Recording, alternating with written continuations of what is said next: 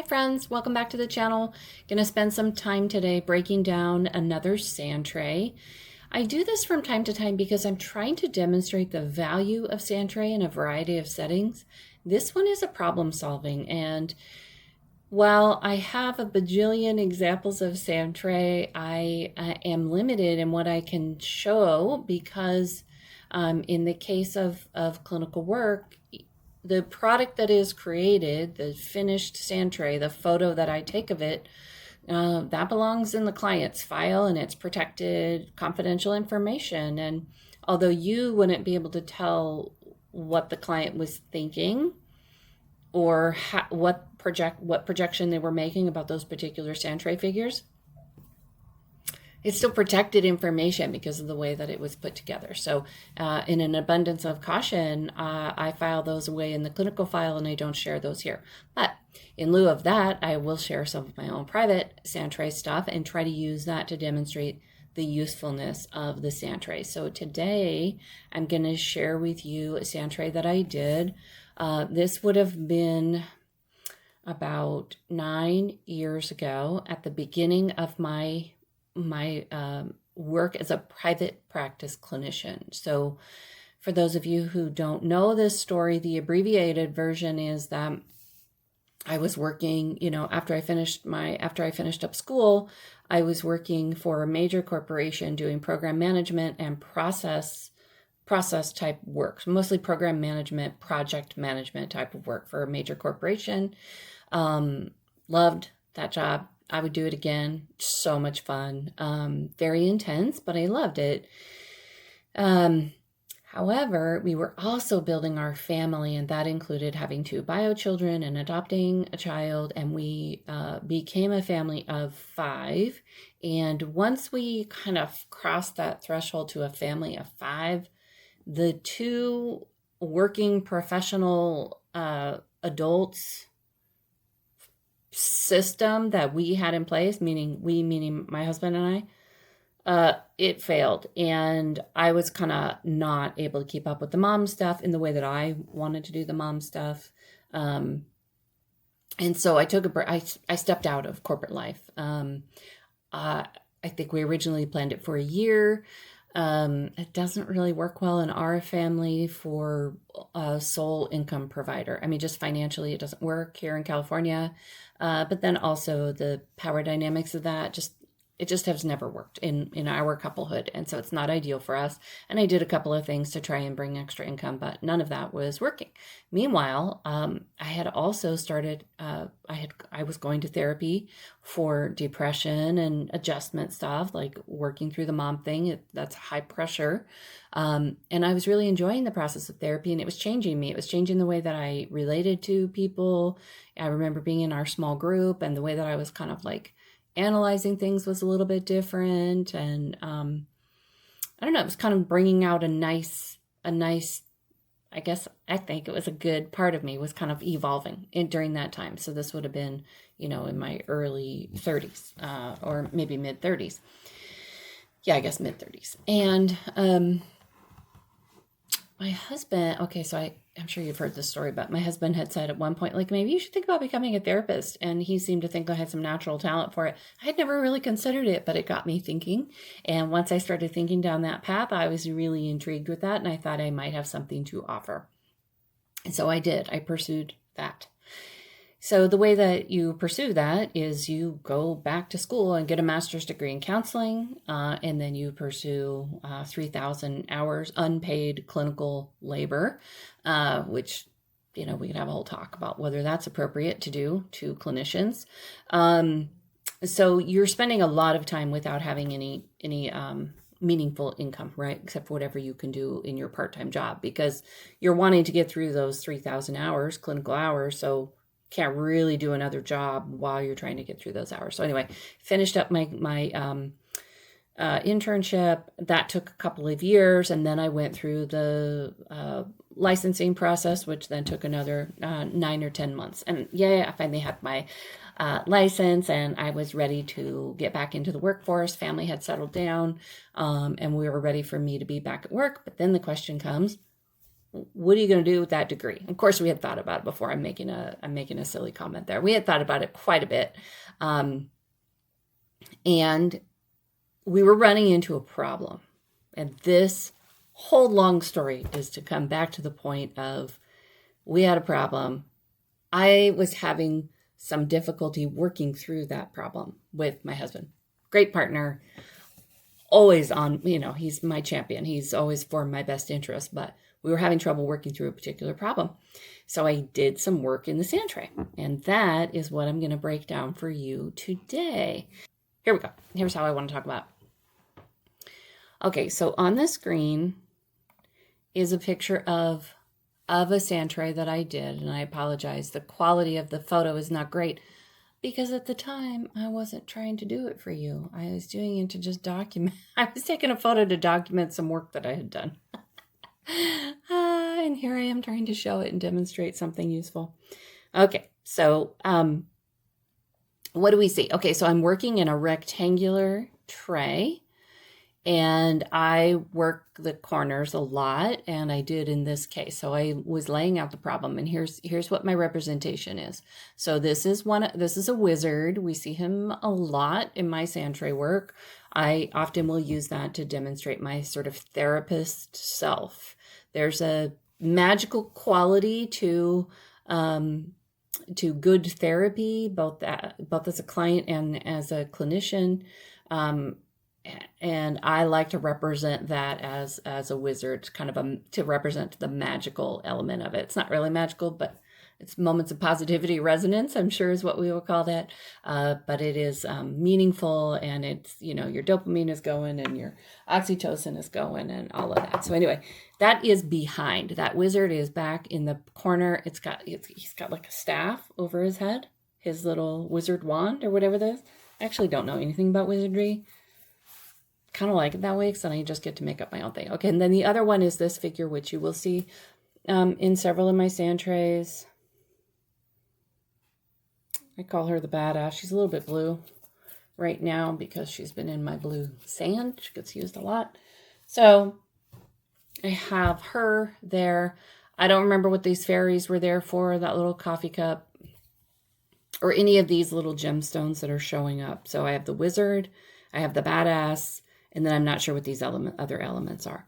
But these right here, you see these 4 sort of glass round orbs that are standing up. I placed those there to represent obstacles. I felt like in this problem that I was having, I felt like there were obstacles of getting my magical wizard therapy self, my badass entrepreneur self, into the position of making a living, in particular, trying to communicate that with my partner. So that was the problem I was dealing with on the one hand.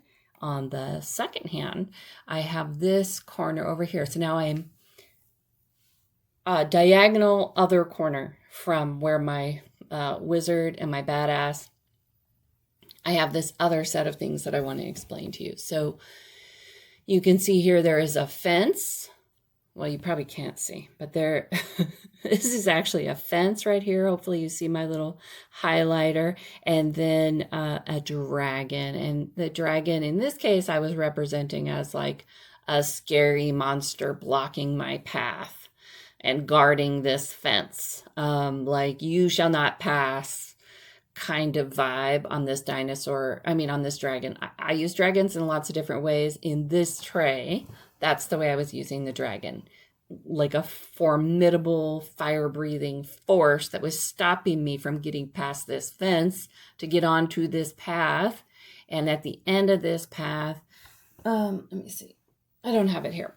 I'm sure you've seen it before. This is the castle that I will often use to talk about the ideas of therapy and ideal setting for a clinician, at least for myself as a clinician and other clinicians that I have the pleasure of working with. We call that, thank you, Ben Hoover, for giving it a name. We call that Therapist Disneyland. And the idea behind it is that I have always felt the most grounded as a clinician in a setting that serves me well. And that, that has a number of different qualities, which I spent a lot of time brainstorming it and thinking about it and convincing other people of that vision. And I'm happy to report that I do now have a terrific group of people that I work with in our version of Therapist Disneyland, which is just a practice here in California where I work. But it had a lot of meaning for me personally, and it has to do with like a good environment. So therapists are often working in really not good environments. Like, I don't see how it serves them. Even the clinician that I was seeing, I didn't find her environment to be one that really supported her well. It wasn't in a nice building. It didn't smell nice. It didn't look nice. The waiting room was crowded. Like, there were a lot of issues, and it's hard to get into the work if you're not working in an ideal environment. So I always played with this idea of like ideal setting. And at this time, I hadn't realized any of that at all. I had been working in, whatever setting I could get to get those 3,000 hours done. So, but I was always working towards this goal of Therapist Disneyland. And so that is what this represents in this image of the Sandtray. So I've got this blockage of this fence and the pathway to get to, I can't even get on the path. That's the problem. I can't get on the path to Therapist Disneyland. I mean, I guess if you're just independently wealthy, you can do that. Or if you just have a, caseload full of clients ready to come and work with you. But that's not the case, right? Like you have to get on a path and start working towards it. And my problem had to do with, how do I get on that path? Because I had a giant fence there and a fire-breathing dragon. These horses over here represent my clients. I often will use like a little grouping of horses to represent my clients. You'll see that in other trays as well. So all that to say, I have a problem. I have the problem of the Therapist Disneyland and not being able to get on the path. And I have the problem of my obstacles that are facing my sort of entrepreneurial badass self and my magical wizard therapist self. Okay. So once I got that established, and it goes much quicker, it's much harder to use words to explain it, which is the point. Words are not fluid, and they're a much harder way to convey something that can be represented really easily in an image. Okay, so you can see here that fence and that dragon. Sorry, here, the dragon and that fence, and you can see the wizard and the badass. So this is a pulled out, almost entire tray represented. And then I've got some additional struggles. Over here, I've got my mom self, right? I want to be, this is like a sand things. I want to be playing with my kids. I want to have some solid, good mom time, good work-life balance. And then here, this is the crux of what I wanted to describe to you. This is me working through the problem I'm facing and the need to communicate with my partner. Okay? Which you wouldn't be able to tell that if I didn't illuminate it for you, but I'm gonna. Okay, so this guy over here, this figure right here, represents my husband.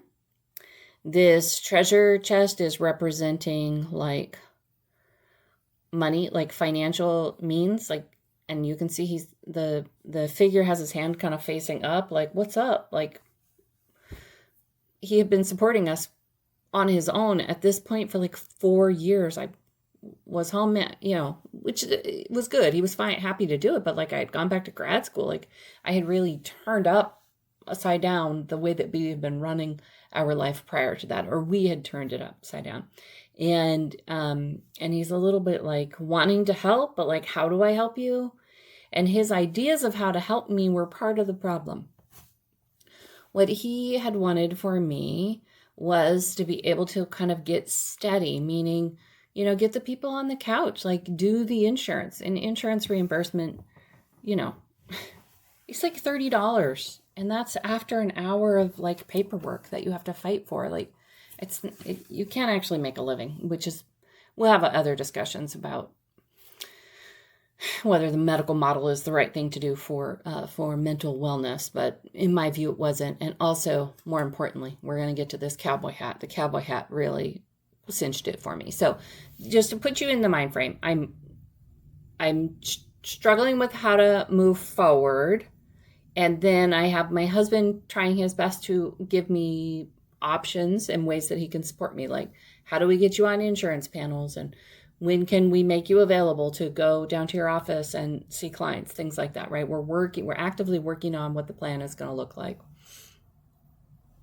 And his thought at the time was insurance panels. And I knew, I had done enough research to know that that wasn't a good fit for me. It just wasn't going to be. I have no qualms with people who take insurance and are on insurance panels, but I knew it wasn't going to be a good fit for me. I just knew it. Okay, so that's the cowboy hat in the image. This chain and this cowboy hat is how I chose to be able to understand the stress I was experiencing. So why a cowboy hat? I like cowboy hats. I think they're cute on other people. I don't like cowboy hats on me. It's just not my style. I can't really do it. I can't pull it off. I'm not at all cute in a cowboy hat. And it felt like he was trying, and this is a chain. It felt like I'm trying to be chained, like insurance panel to me was going to be chained to this model that isn't a good fit for me. Just like a cowboy hat is not going to express the best version of my clinical self. Like it doesn't match with the wizard and the badass and the therapist Disneyland, right? None of that matches. And so being able to, I can't even remember if I talked to him about this at the time, but for me, just breaking this down in the Sandtray and being able to see for myself, like, oh, I get it. Okay, so good and helpful person, it's just not the right fit, was the way that I just processed this problem. This tray is not a solution to the problem. It was just, despite the fact that I've taken now 30 minutes to explain the tray to you, it probably took me 5 minutes to build the tray. That's how this symbolism works. It was a very efficient way to kind of like get the problem out of my head and into a way that I could see it. So I love the magic of Sandtray for that purpose. Oh, never mind that. Let me see if I can. How do I get that to stop? Oh, look at that. Okay. So hopefully that made sense to you. Let me know in the comments below if you think that's a helpful way. Like I said, I can't give you demonstrations of any of my clients' work, their work in the tray. It is standard practice to take photos of Sandtray, and so I've done it for all of my clients' work and all of my work. I have taken photos, and since I can't show you the client ones, I can definitely show you mine, but then I don't want the channel to be all about me. I want it to be about you. So I'm trying to find ways to kind of bridge that gap. But as an explainer of the way that we can break down certain problems, you know, if you guys like this way of explaining it, then I probably have, I don't know, 50 photos of my work. So I won't do all 50 of them. Some of them are quite private and personal. But this journey of my therapist, I'm happy to share with you. And I have many more in that theme because it's been a long journey and there were obstacles along the way as well. And so you'll see some of these, you'll see in my quest to become a therapist and to create Therapist Disneyland and all of that, you'll see some regularly featured Sandtray elements, and you'll get to know and love them as much as me. So hopefully this has been educational and interesting for you, and I will see you on the next one. Thanks.